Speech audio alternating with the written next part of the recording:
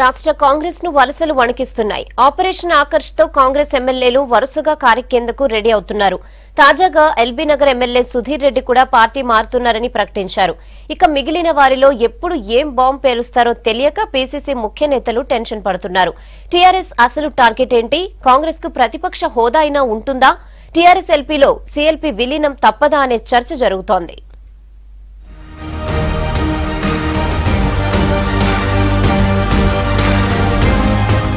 Parliament ఎన్నికల టైంలో రాష్ట్ర కాంగ్రెస్ ఎమ్మెల్యేలు వలసబాట పట్టారు.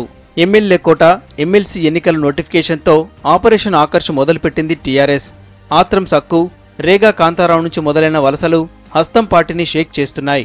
ఊహించని విధంగా సీనియర్ ఎమ్మెల్యేలు గులాబీ గూటికి చేరుతున్నారు.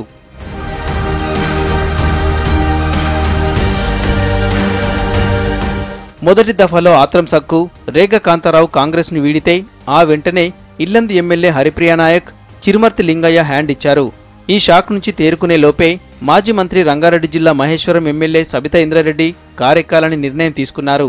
తాజాగా పాలేరు ఎమ్మెల్యే కందాల ఉపేందర్ రెడ్డి కేటీఆర్ను కలిసి కాంగ్రెస్కు గుడ్ బై చెబుతున్నట్లు ప్రకటించారు.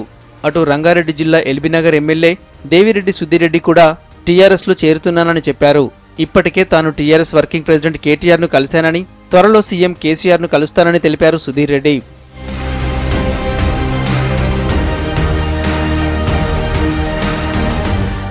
ఇలా వరుసబెట్టి ఎమ్మెల్యేలను చేర్చుకుంటున్న టీఆర్ఎస్ నెక్స్ట్ ఏం చేయబోతుందన్న ఆందోళన కాంగ్రెస్ వర్గాలను కలవరపెడుతోంది.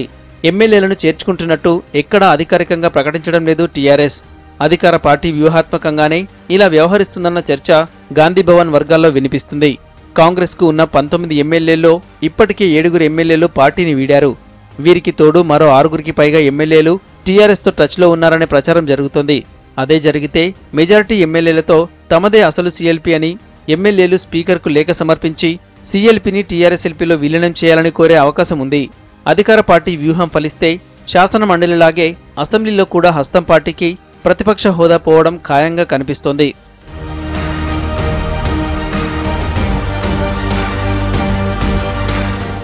ఎమ్మెల్యేలు చేజారిపోతున్నా ఏమీ చేయలేని పరిస్థితుల్లో ఉంది రాష్ట్ర కాంగ్రెస్. పార్లమెంటు ఎన్నికల ముందు ఏకంగా సీఎల్పీకే ఎసరుపెట్టింది టీఆర్ఎస్.